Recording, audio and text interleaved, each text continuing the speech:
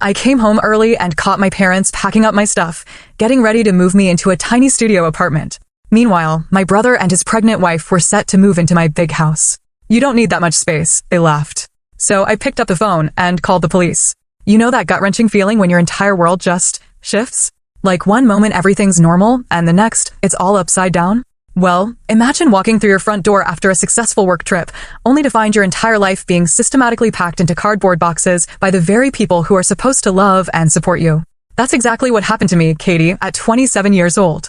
It felt like a betrayal, a complete invasion, and a moment that irrevocably changed everything.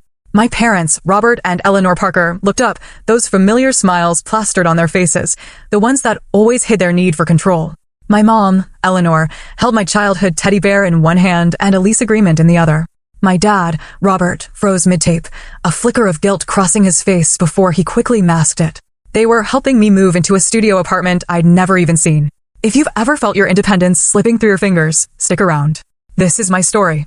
For 5 years, I'd poured everything into my career in marketing. I graduated top of my class from Northwestern, landed a dream job at Meridian Partners, one of Chicago's most prestigious marketing firms. Late nights, weekends, whatever it took, I climbed that ladder. Just last month, all that hard work paid off. I was promoted to senior marketing specialist with my own team and client portfolio. I was thriving professionally.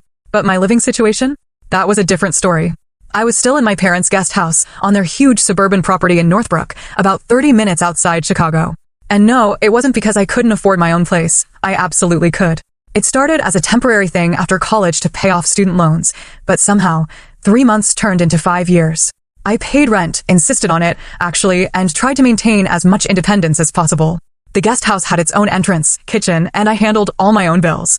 My parents, though, they sold it as the perfect setup. Why waste money on rent when you could be saving for your future? Mom would always say, usually followed by, besides, we love having you close. My younger sister, Madison, she was smarter than me. The moment she graduated 2 years ago, she was out, into an apartment downtown with roommates. I totally envied her clean break, but we stayed super close. We texted daily, met for dinner at least once a week, always picking a spot halfway between us. Looking back, the signs of their controlling nature were always there, especially with my mom. In high school, she helped me apply to colleges by just eliminating any that were too far away. In college, she'd literally call my roommates to check if I was studying enough. Even now, she had opinions on everything, my hairstyle, my dating life. Dad? He was more laid back, but ultimately, he'd just defer to Mom, creating this impenetrable united front. About a month ago, I started casually mentioning looking for my own place during our Sunday family dinners. Nothing concrete, just browsing online listings, getting a feel for the market. I think it might be time for me to find something in the city, closer to work, I'd said. Mom's fork paused halfway to her mouth. The commute's never bothered you before, she'd said. It's not terrible, I admitted, but I'm spending nearly 2 hours in the car every day. Plus, I'm almost 28. It might be nice to have my own space. You have your own space in the guest house, Dad pointed out, though his tone was gentler than Mom's. I know, and I appreciate it. I'm just starting to look around. No decisions yet. That seemed to satisfy them for a moment. But then Mom peppered me with questions throughout dessert. What neighborhoods? Did I know how dangerous some of those areas could be? Had I thought about maintenance issues in those old city buildings? Each question felt like a tiny hook, trying to snag my resolve, but I answered patiently, thinking I was just preparing them for my eventual move. Last week, I flew to Chicago for a huge client presentation. Technically, I worked at the firm's suburban office, but our biggest client was downtown. The presentation was scheduled for Thursday and Friday, but by Wednesday afternoon, we'd wrapped everything up.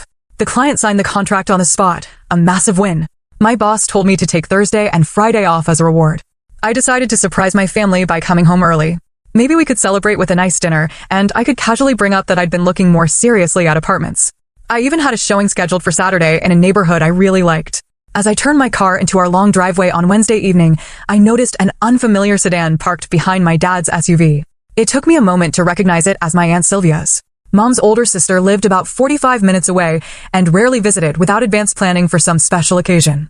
My first real indication that something was deeply wrong came when I spotted several large boxes stacked near the front door of the main house.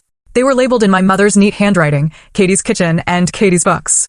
A cold, heavy feeling settled in my stomach as I parked and walked toward the house, my wheeled suitcase bumping along behind me. Through the front window, I could see movement, people going back and forth, carrying things.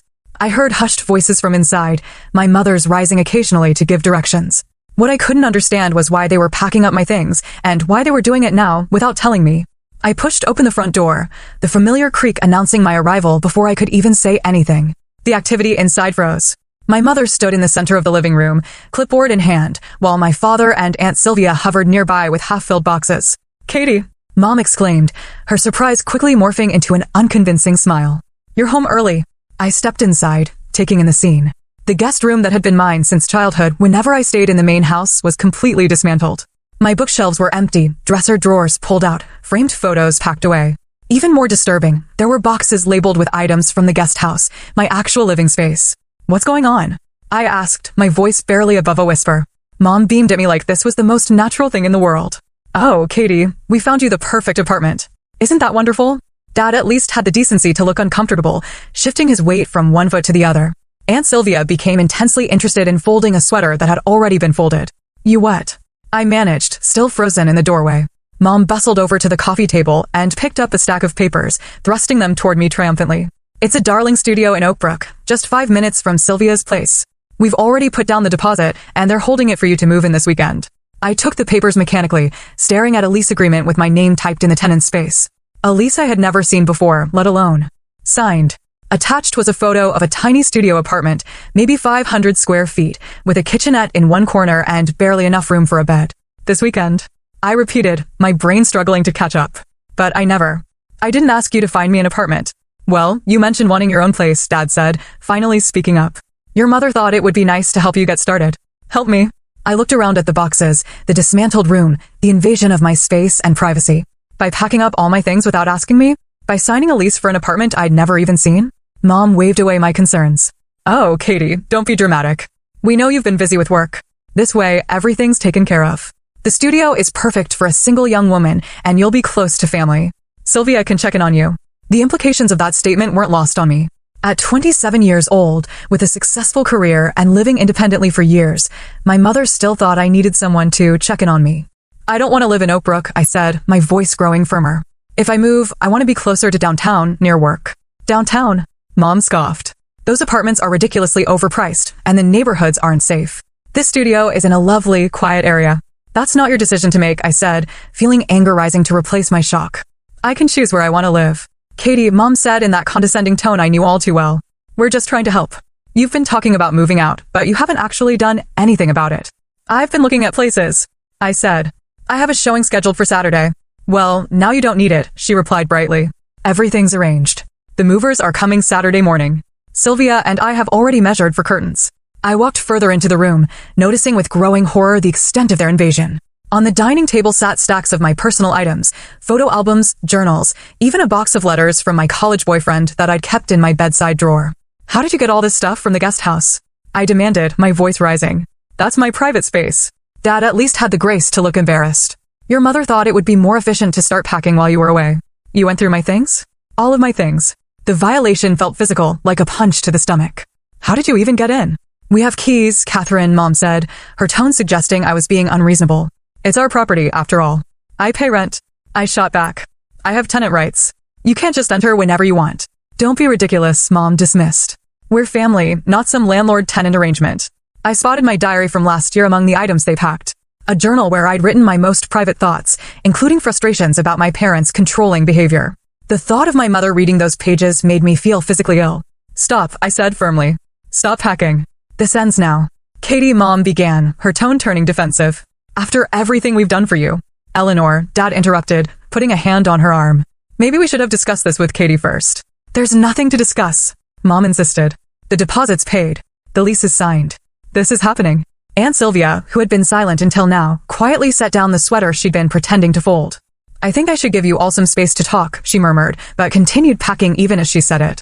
I moved to the table and picked up my journal, clutching it protectively. "Did you read this?" I asked Mom, my voice shaking. Her slight hesitation told me everything I needed to know. "How could you?" I whispered. "I needed to understand what you've been thinking," she justified. "You've been so secretive lately. Always on your computer, barely talking during Sunday dinners." The realization hit me like a wave. "My computer. Did you go through that too?" Another telling hesitation. "You did, didn't you? That's how you knew I was looking at apartments. You invaded my privacy completely." "I saw those awful downtown listings you were looking at," Mom admitted without a hint of remorse. "Ridiculously overpriced and in such questionable areas.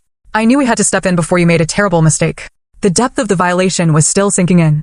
My parents hadn't just packed my things. They'd systematically invaded every private aspect of my life to maintain control over my decisions. How did you even know I'd be away until Friday? I asked suddenly. I never told you my exact schedule. Dad looked away, but Mom lifted her chin defiantly. I called your office as your emergency contact.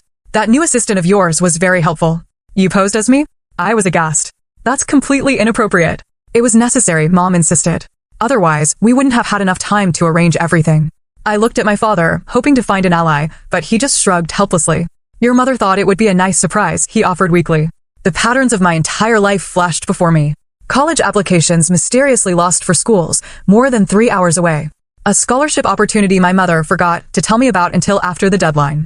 Boyfriends subtly criticized until I began to doubt the relationships myself. Even my career choice had been influenced by their constant comments about the stability of marketing compared to my original interest in photography. I reached for my phone to call Madison, needing someone to talk to, only to be sent straight to voicemail. Perfect timing for her phone to be off. Catherine, Mom said, using my full name as she always did when laying down the law. I know you're upset, but you're overreacting. This is for your own good. My own good. I repeated incredulously. How is violating my privacy and making decisions about my life without my input for my own good? You're not thinking clearly about this, she continued. The studio is perfect for a single woman. You don't need all that space you were looking at downtown. That's not for you to decide. Well, someone needs to make sensible decisions here, she snapped, her facade of helpfulness finally cracking. You clearly aren't ready to make these choices on your own. The implication that at 27, with a successful career and independent life, I somehow wasn't capable of choosing my own apartment was the final straw. Put everything back, I demanded. No. I'm not moving into that studio. It's too late, Mom replied coldly. The deposit is non-refundable. That's your problem, not mine, I said, surprising myself with my firmness. I never asked you to do any of this. After all we've done for you, she began, her voice rising. This is the thanks we get? It was the beginning of a familiar script, one I'd heard throughout my life whenever I pushed back against their control, the guilt trip, the reminder of all I owed them, the implication that independence equaled ingratitude. But for the first time, I wasn't going to play my part. What exactly have you done for me that gives you the right to make my decisions? I asked, my voice steady despite the storm inside me. Because from where I'm standing, this looks like control, not love. Mom's eyes widened in shock. This wasn't how our arguments usually went. Typically, I'd get emotional, she'd remain cool and reasonable, and eventually, I'd give in to keep the peace. Control, she repeated incredulously. We've given you everything. A place to live, support for your career, I pay rent, I interrupted. I've been financially independent since graduation, and as for my career, you tried to talk me out of taking my current job because it wasn't the safe choice you wanted. We only want what's best for you, Dad interjected, trying to defuse the situation. No, I said firmly. You want what you think is best for me, which isn't the same thing. Mom's face hardened. This apartment is happening, Catherine. We've already given notice on the guest house. The words hit me like a physical blow. You what? We gave notice, she repeated. Your cousins Thomas and Amber need a place to stay while their house is being renovated. They're moving into the guest house next month. Without asking me? I was nearly shouting. That's my home. You can't just decide I'm moving out. It's our property, Mom said coldly. And it's time you had your own place anyway. The studio is perfect. It's half the size I need. I protested. And in Oakbrook?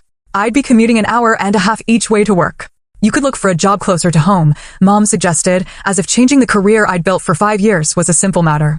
This is insane, I muttered, running my hands through my hair. Completely insane. I turned to my father, hoping for some support. Dad, you can't think this is okay. He looked uncomfortable but shrugged. Your mother has put a lot of thought into this, Katie. The studio really is nice, and the neighborhood is safe. That's not the point. I was struggling to make them understand. The point is that this is my life, my decision. I walked over to one of the open boxes and peered inside, then felt my heart drop. Where's my grandmother's jewelry box?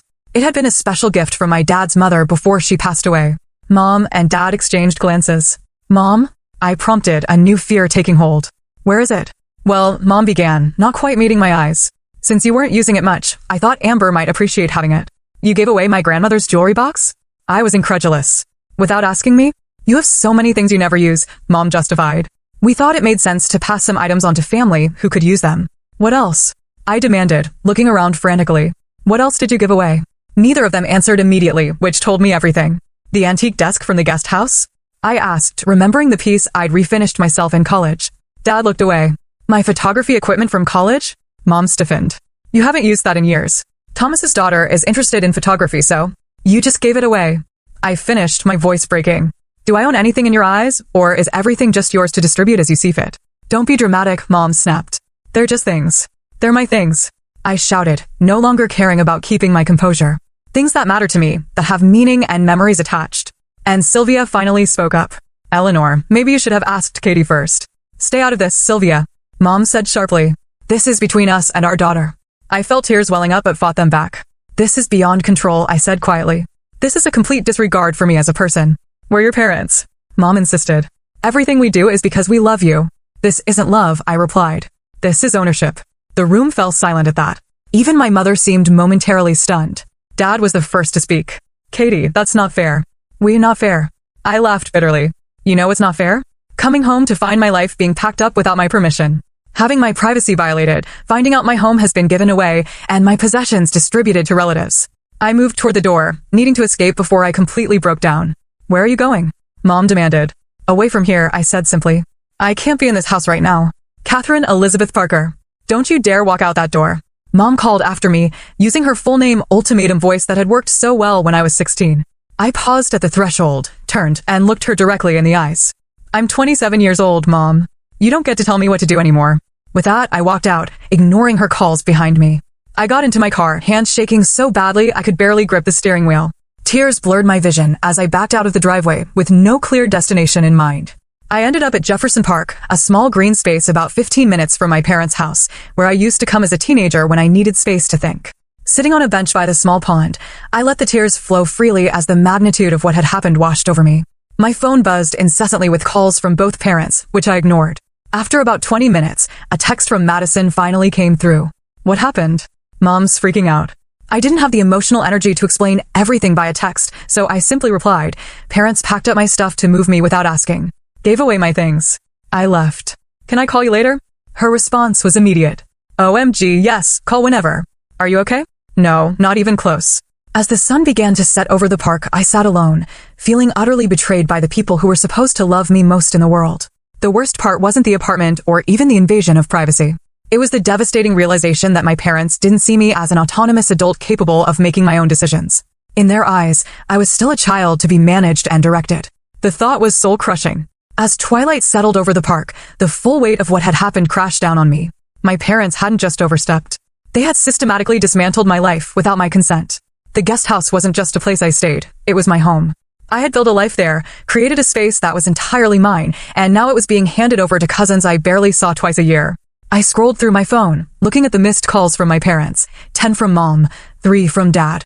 There were also several text messages ranging from angry demands to know where I was, to worried questions about my safety, culminating in guilt-inducing statements about how worried they were. The most recent text from Mom read, Catherine, this behavior is completely irresponsible. Your father and I are beside ourselves with worry. Come home immediately so we can discuss this like adults. The irony of her invoking adult behavior wasn't lost on me. With shaking hands, I opened my Photos app and scrolled through pictures of my space in the guest house. The bookshelves I'd arranged just so. The gallery wall of photographs I'd taken myself. The cozy reading nook by the window. All of it would be gone, packed away into a tiny studio apartment I'd never even seen. But it was worse than that. As I sat there, more devastating realizations kept hitting me. My mother hadn't just read my journal. She'd gone through my computer, my private correspondence, my personal documents. The violation felt visceral, like someone had reached inside me and rummaged through my most intimate thoughts. And they'd given away my things. Not just any things, but items with deep sentimental value. My grandmother's jewelry box had been one of my most treasured possessions. Inside were not just the few pieces of jewelry she'd left me, but letters she'd written, small mementos we'd shared, a pressed flower from the last time we'd walked in her garden together before she passed away. Did my mother even know those things were in there? Did she care? The antique desk I'd refinished had been a labor of love during a difficult time in college. I'd found it at a thrift store, completely falling apart, and spent an entire summer sanding, repairing, and restoring it. It represented a period when I'd felt most independent, most capable. And my photography equipment, the professional-grade camera and lenses I'd saved for during college, dreaming of possibly pursuing photography as more than a hobby someday. Equipment that represented a path not taken, but still cherished as a possibility. All of it given away without a second thought. A sob escaped me, startling a nearby duck. These weren't just possessions. They were pieces of my identity, tangible representations of who I was and what mattered to me, and my parents had distributed them like unwanted items at a garage sale. My phone buzzed again, another text, this time from Dad. Katie, please come home. Your mother is very upset. We need to talk about this. Of course, my mother was upset. Never mind that they had violated my privacy, given away my possessions, and tried to relocate me without my consent. The priority was still my mother's feelings. As darkness fell completely, a new text from Madison came through. Just talk to Mom. Holy expletive, Katie. Are you okay? Where are you? Do you need me to come get you? I texted back immediately. I'm at Jefferson Park. Just sitting here trying to process everything. Katie, stay there. I'm coming to get you. 20 minutes. For the first time since walking out of my parents' house, I felt a small measure of relief. While waiting for my sister, I tried to think rationally about my options. I couldn't go back to the guest house tonight. Not with my parents in that state. Not with everything so raw. A hotel was an option, but the thought of being alone in an anonymous room made the hollow feeling in my chest expand painfully. Madison arrived exactly 20 minutes later, her car pulling up next to mine in the now empty park lot. She rushed over and enveloped me in a tight hug before I could even stand up. I am so sorry, she whispered, holding me as I broke down again. Mom told me what happened, but I know her version is complete bullshit. When I finally pulled back, wiping at my tear-stained face, Madison led me to her car. You're staying with me tonight, she said firmly. No arguments. On the drive to her apartment, I told her everything. The apartment lease, the invasion of privacy, the redistributed possessions, the given-away guest house. Madison's knuckles turned white on the steering wheel. They've always been controlling, but this is next level, she said. Did you know they've been planning this for months? I turned to her, shocked. Months? How do you know that? She winced. Mom mentioned at Easter that they were thinking of letting Thomas and Amber use the guest house for their renovation. I assumed they discussed it with you. Easter was 2 months ago, I said numbly. They've been planning to kick me out for 2 months without saying a word. I'm so sorry, Katie. I should have asked if you knew. We rode in silence for a few minutes before Madison spoke again. You know you can stay with me as long as you need, right? The couch pulls out, and it's actually pretty comfortable. Thanks, I said gratefully. I just need a few days to figure things out. But as we arrived at her small one-bedroom apartment, another horrible thought struck me. My work clothes, my laptop, everything I need is still at the house. Madison's expression hardened. We'll deal with that tomorrow. Right now, you need to rest. That night, lying on Madison's pull-out couch, sleep eluded me. My mind kept replaying every moment of the confrontation, every violation, every dismissal of my feelings and autonomy. By dawn, I'd come to a devastating conclusion. I couldn't continue having a relationship with my parents as it had been. Something fundamental had to change. The next morning, Madison called in sick to work to help me figure out my next steps. We sat at her tiny kitchen table, making lists of what I needed immediately versus what could wait. You need clothes, your work laptop, and essential documents, Madison said practically. Everything else can wait until you have a place to stay. I can't believe I have to find an apartment immediately, I said, the stress making my head pound. The housing market is so competitive right now. Madison hesitated. I've been thinking about that. My lease is up in 2 months. What if we looked for a 2-bedroom together? It would be tight until then, but we could make it work. The offer was tempting, but something inside me resisted. I think I need to do this on my own, I said slowly. I've been letting other people make decisions for me for too long. She nodded, understanding immediately. Then we find you your own place, but my offer stands if you change your mind. My phone buzzed with another text from Mom. Catherine, this has gone on long enough. Your father and I expect you home today. The movers are coming tomorrow morning for your things. This studio apartment is non-negotiable at this point. The audacity was breathtaking. Even now, after everything, she was still trying to dictate terms. I showed Madison the text, and her eyes widened. Non-negotiable? Is she serious? Completely, I said grimly. That's how it's always been. Their way or nothing. And what happens if you just refuse to move into the studio? I considered the question. I guess they're stuck with a lease they can't use, but they've already given away the guest house, so I'd still be homeless. Madison squeezed my hand. Not homeless. You have me. As we sat there planning, my phone rang. It wasn't my parents this time, but Alicia Ramirez, a colleague from work who had become a good friend over the last year. Katie, she exclaimed when I answered. I've been trying to reach you. Congratulations on landing the Peterson account. The whole office is buzzing about it. The Peterson account. In all the chaos, I'd completely forgotten about my professional triumph. Thanks, Alicia, I said, trying to inject some enthusiasm into my voice. She paused. Are you okay? You sound strange. Before I could stop myself, the whole story came pouring out. Alicia listened without interrupting, making only occasional sounds of disbelief or outrage. When I finished, she didn't hesitate. You're coming to stay with me, she declared. I have a 2-bedroom apartment, and my roommate moved out last month. I've been looking for someone to take the 2nd bedroom anyway. Alicia, I can't impose. It's not imposing if I'm offering, she cut me off. The room is sitting empty. Rent would be reasonable. Whatever you were paying for the guest house is fine. No strings attached. Are you sure? I asked, hope rising for the first time since this nightmare began. Absolutely positive. And the best part? I live in River North, exactly the neighborhood. You were looking at for apartments. You'd be 15 minutes from the office. The offer was almost too good to be true. A room in a neighborhood I loved, with someone I trusted, available immediately. Can I think about it? I asked, needing to process this unexpected lifeline. Of course, Alicia said. The offer stands whenever you're ready. After hanging up, I looked at Madison, who had heard my side of the conversation.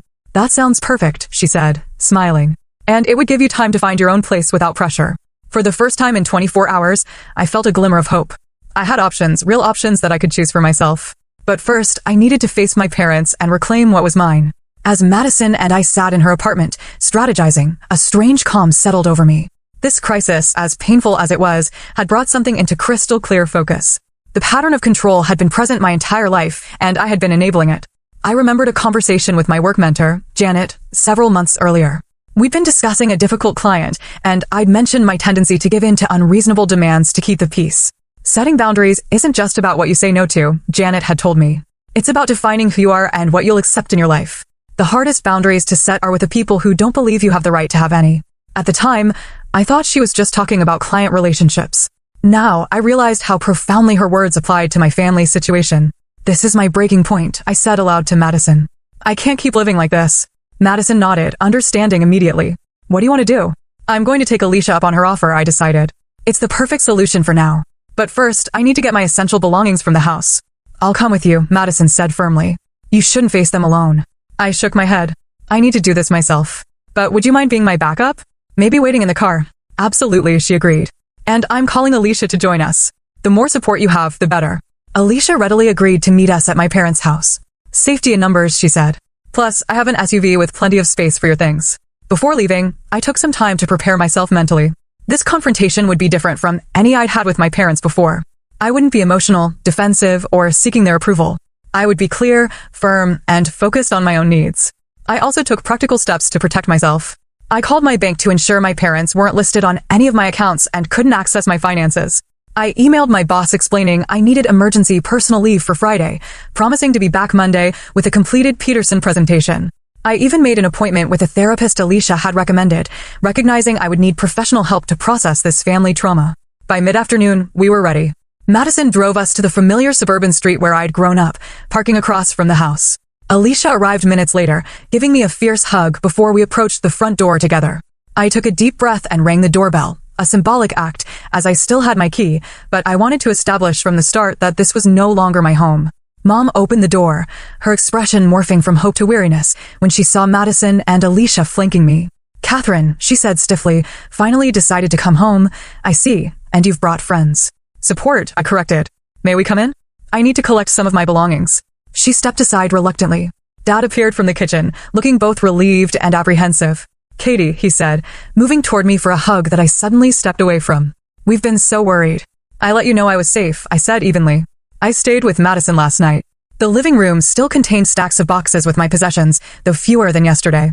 I noticed several were now missing. Where are the rest of my things? I asked. Mom lifted her chin. We continued packing while you were having your episode. Some boxes are already at the studio. The casual dismissal of my legitimate distress as an episode might have derailed me in the past, but today I refuse to be sidetracked. I'm not moving into the studio, I said clearly. I found my own place. Don't be ridiculous, Mom scoffed. The lease is signed. The deposit is paid. It's a done deal. Not by me, I pointed out. I never signed anything. Never agreed to this arrangement. Whatever financial commitments you've made are yours to deal with. Dad stepped forward, ever the mediator. Katie, be reasonable. Your mother has gone to a lot of trouble. That's exactly the problem. I interrupted, surprising him. This was never her decision to make. None of this was. Taking a deep breath, I delivered the speech I had been rehearsing all morning. For my entire life, you've made decisions for me without my input or consent. You've justified it as love, as protection, as knowing what's best for me. But real love means respecting someone's autonomy and their right to make their own choices, even choices you might not agree with. Mom opened her mouth to interrupt, but I held up my hand. I'm not finished. Yesterday, you crossed a line. You invaded my privacy, gave away my possessions, and tried to relocate me without my consent. That's not love or help. It's control, and I won't accept it anymore. The room fell silent. Madison stood by the door, her face a mixture of pride and concern. Alicia remained near me, a steady, supportive presence. I've accepted a room in Alicia's apartment in River North, I continued. It's my decision, and it's not up for debate. I'll be moving in today. River North. Mom sputtered. That neighborhood is my choice, I finished firmly. Just like my career is my choice. My possessions are mine to keep or give away, and my privacy is mine to protect. Dad looked at me with new eyes, as if seeing me clearly for the first time. Katie, I had no idea you felt this way. I've tried to tell you many times, I said, softening slightly. But you always deferred to Mom, and she always dismissed my feelings as overreactions or immaturity. Mom's face had turned stony. After everything we've done for you, she began, falling back on her standard refrain. I'm grateful for the good things you've done, I acknowledged, but those things don't give you the right to control my life. I'm 27 years old. I have a successful career, financial independence, and the ability to make my own decisions. Clearly not good decisions, Mom snapped. If you think moving to River North is sensible, that's for me to determine, I replied evenly. Not you. I turned to the boxes stacked around the room. I'm taking my essential items today. Clothes, work materials, important documents, and sentimental possessions. I'll arrange to get the rest later. And what about the studio apartment? Mom demanded. We're on the hook for that lease. As I said, that's your responsibility. You signed it, not me. For perhaps the first time in my life, I saw my mother speechless. Dad looked between us, clearly torn. Robert, Mom finally said, turning to him for support. Tell her she can't do this.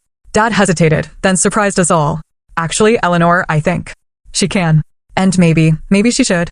Mom stared at him in shock. What are you saying? I'm saying we went too far, he admitted quietly. We shouldn't have gone through her things, signed a lease without her knowledge, or given away her possessions. If I had objected more strongly yesterday, maybe we wouldn't be here now. It was the closest my father had ever come to standing up to my mother, and the timing couldn't have been more crucial for me. Mom's face flushed with anger. This is absurd. We were helping her. No, Mom, I said gently. You were controlling me. There's a difference. With Madison and Alicia's help, I began methodically sorting through the boxes, taking only what truly mattered to me. Clothes for work, my laptop and work files, important documents like my birth certificate and passport, and the sentimental items that hadn't yet been given away. Mom alternated between angry outbursts, tearful guilt trips, and attempts to bargain. At least look at the studio before deciding, she pleaded. It really is lovely. That's not the point, I explained for what felt like the 100th time. The point is that you made this decision without me. Dad hovered uncomfortably, occasionally helping us carry boxes to Alicia's SUV. At one point, he pulled me aside. Katie, I want you to know I'm sorry, he said quietly. A real one. Not just the quick one I gave last week. I stopped sorting and gave him my full attention. I've always known your mother can be overwhelming, he continued. But I told myself it was just her way of showing love. I never stepped in when I should have. Never stood up for you when her control became unhealthy. Why not? I asked, not accusingly, but genuinely wanting to understand. He sighed heavily. Part of it was the path of least resistance. Your mother is a force of nature when she's set on something. But if I'm honest, I also failed to see how much it was hurting you. I thought you were like me, able to let her controlling tendencies roll off your back. It never rolled off my back, Dad, I said gently. I just got better at hiding how much it hurt. He nodded, looking genuinely pained. I see that now, and I'm trying to do better. I've suggested we both see a counselor to work on healthier relationships with you and Madison. This was so unexpected that I momentarily couldn't speak. Mom agreed to counseling? I finally managed. Not yet, he admitted. But I'm not giving up. Seeing you walk out last week, it was a wake-up call. I don't want to lose my daughter because we couldn't respect her as an adult. Impulsively, I hugged him. The first real contact we'd had since this whole ordeal began. Thank you, Dad. That means a lot. By early afternoon, we had retrieved everything that mattered to me, including making a trip to the studio apartment to collect the few boxes that had been delivered there. I was surprised by how small and cramped the studio actually was, confirming my instinct that it would have been completely wrong for me. As we finished loading the last items into Paul's truck, Dad handed me a small wooden box I didn't recognize. What's this? I asked, opening it to find my grandmother's jewelry box inside, along with all its contents. I tracked it down from Amber, he explained. Told her there had been a misunderstanding. The desk and photography equipment are being returned, too. I can have them delivered to your new place when they arrive. Tears sprang to my eyes. Thank you, I whispered, clutching the box to my chest. As we prepared to leave, Dad asked hesitantly, would it be okay if I called you sometime? Just to check in. I'd like that, I said sincerely. Maybe we could have lunch next week. Just us. His face brightened. I'd like that very much. We had just finished loading the vehicles when another car pulled into the driveway. My mother emerged, her expression darkening as she took in the scene, the loaded vehicles, my friends, and me clearly in the process of removing my remaining possessions. What's going on here? She demanded, approaching rapidly. Robert, what have you allowed? Before Dad could respond, I stepped forward, keeping my voice calm and even. Hello, Mom. I came to collect the rest of my things. Without even calling first, she said indignantly. This is still our home, Catherine. I know, I acknowledged, and I appreciate Dad helping us today. She looked at the loaded vehicles, her expression a mixture of anger and something that might have been fear. So, this is really happening. You're really leaving. I already left last week, I reminded her gently. Today, I'm just collecting my belongings. She turned to Dad accusingly. And you helped her behind my back. Dad straightened his shoulders in a way I'd rarely seen. It's her property, Eleanor. She has every right to it. Mom's eyes widened at this uncharacteristic defiance. She turned back to me, her voice taking on the wounded tone I knew so well. After everything we've done for you, this is how you repay us?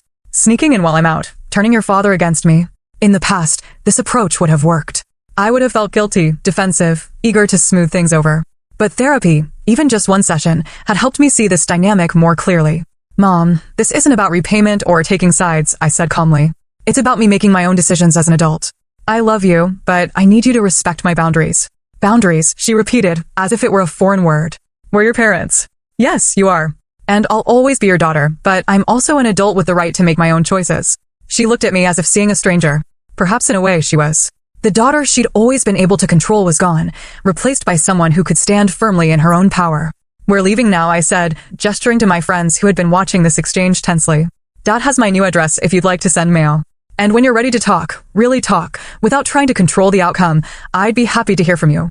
With that, I walked to Madison's car and got in, watching through the window as Dad put his arm around Mom's rigid shoulders. As we drove away, I felt no triumph or vindication, only a mix of sadness and hope. The relationship wasn't over, but it was fundamentally changed. And that change, painful as it was, had been necessary for my own well-being. You okay? Madison asked as we merged onto the highway. I considered the question carefully. Not completely, I said honestly. But I will be. 1 month after moving into Alicia's apartment, I stood in my new room, marveling at the transformation. The space had become truly mine in a way my room in the guest house never had been.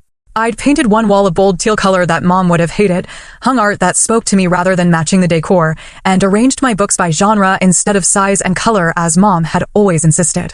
It looks amazing in here, Alicia commented, leaning against the door frame. I barely recognize it as the same room. Thanks for letting me make changes, I said gratefully. And for everything else. Living with Alicia had been a revelation. She respected my privacy, never entered my room without permission, and treated me as an equal partner in household decisions. These shouldn't have been remarkable things, but after a lifetime of subtle control, they felt revolutionary. Work had become a sanctuary, too.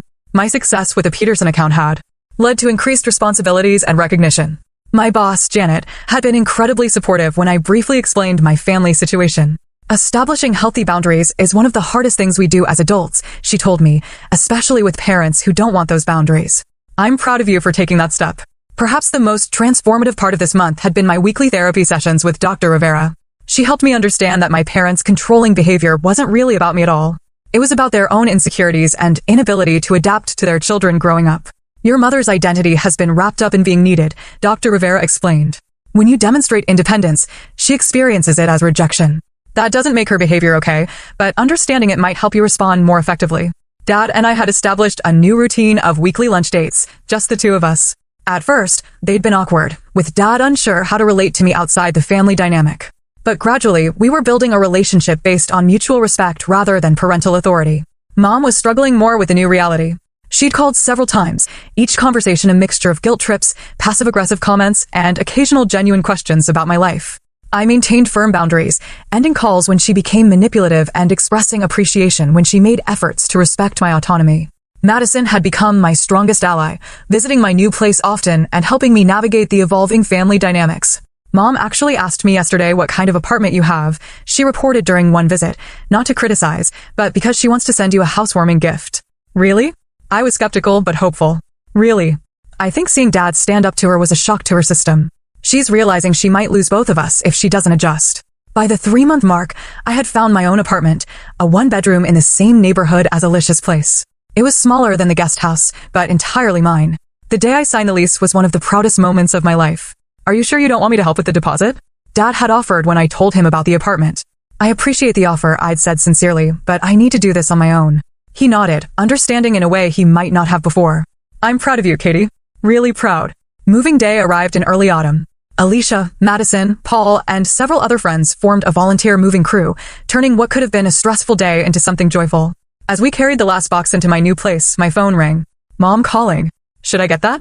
Madison asked, seeing me hesitate. I took a deep breath. No, I've got it. Hello, Mom. I answered, stepping onto my small balcony for privacy.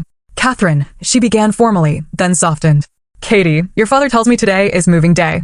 That's right, I confirmed. We just finished bringing in the last of my things. A pause. Is it a nice place? The question seemed genuinely interested rather than judgmental. Yes, it is.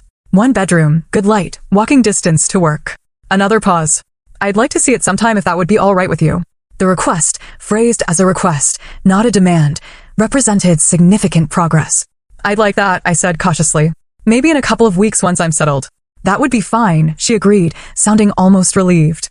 I have something for you. A housewarming gift. Nothing big, just something I thought you might like. Thank you, Mom. That's thoughtful. We spoke for a few more minutes, the conversation less strained than any we'd had since the blow-up. As I hung up, I felt a glimmer of hope that perhaps with time and continued boundaries, we might build a healthier relationship. 6 months after the day I'd walked in on my parents packing my belongings, my life had transformed completely. My new apartment felt like home in a way no place ever had before. My career continued to flourish. I'd received another promotion and was now managing my own small team. I'd even started dating again on my own terms, seeing a kind architect named Ethan, whom I'd met through a work event. The holidays approached, bringing their own challenges and opportunities for growth. For the first time, I decided to host Thanksgiving in my apartment instead of automatically going to my parents' house. Are you sure? Madison asked when I proposed the idea. Your place is great, but it's not exactly designed for big family dinners.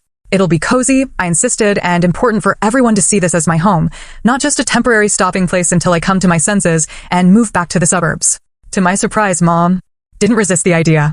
We'll bring the pumpkin pies, she offered. Your father's making his special cranberry sauce, too. When Thanksgiving arrived, I felt a strange mix of nerves and excitement as I prepared my apartment. I'd bought a small dining table that just barely fit in my living area, supplemented with folding chairs borrowed from friends. The kitchen was tiny, but I'd carefully planned a menu I could manage in a limited space. When my parents arrived, Mom hovered at the threshold for a moment, taking in the space with curious eyes. It's lovely, Katie, she said finally, and I could tell she meant it. You've made it very much your own. The meal wasn't perfect. The turkey was slightly overdone, and we had to use the coffee table as a sideboard for extra dishes, but it was authentic in a way family gatherings had never been before. Dad told jokes, Madison brought her new boyfriend, and Mom actually asked questions about my life instead of offering unsolicited advice. As we finished dessert, Mom cleared her throat nervously. I have something to say, she announced, looking directly at me. I've been seeing a therapist at your father's suggestion. It's been enlightening. The table fell silent. This was unexpected. I'm beginning to understand that my need to control came from fear, she continued. Fear of you girls making mistakes. Fear of not being needed anymore. Fear of losing my purpose as a mother. She took a shaky breath. It doesn't excuse how I behaved, but I'm working on it. And I want to thank you, Katie, for having the courage to set boundaries that I should have respected all along. Tears sprang to my eyes as I reached across the table to squeeze her hand. Thank you for telling me that, Mom. It means a lot. The road to healing wasn't straight or simple. There were still difficult moments, times when Mom slipped into old patterns or when I reacted with ingrained defensiveness, but there was progress, real progress, built on honest communication and mutual respect. As I reflect on the journey of these past 6 months, I'm struck by how a crisis that felt like the end of something important became the beginning of something better. The day I walked in to find my parents packing my belongings wasn't just about an apartment or possessions. It was about who had the right to make decisions about my life. I learned that being controlled isn't the same as being loved. That independence isn't just about where you live, but about having the freedom to make your own choices and sometimes your own mistakes. That family relationships can evolve and heal even after profound breaches of trust. Most importantly, I discovered a strength in myself I hadn't known existed. The courage to stand firm in my own truth, even when facing the people whose approval I'd sought my entire life. The journey isn't over. Healing rarely follows a neat timeline, and old patterns can resurface in moments of stress. But I face the future with a new sense of confidence and clarity. My life is my own now, my decisions made on my terms. My home a true reflection of who I am rather than who someone else thinks I should be. Sometimes the most valuable thing we can lose is the need for others' approval. And sometimes the most important boundaries aren't the ones we set with others, but the ones we set for ourselves, deciding what we will and won't accept in our lives, regardless of how much we love the people on the other side of those boundaries. Have you ever had to set difficult boundaries with people you love? How did you find the courage to stand up for yourself when it mattered most? I'd love to hear your stories in the comments below. And if this resonated with you, please hit that like button, subscribe to hear more stories, and share this with someone who might need to hear that it's okay to claim their independence. Thank you for listening to my journey, and remember, the hardest paths often lead to the most beautiful destinations.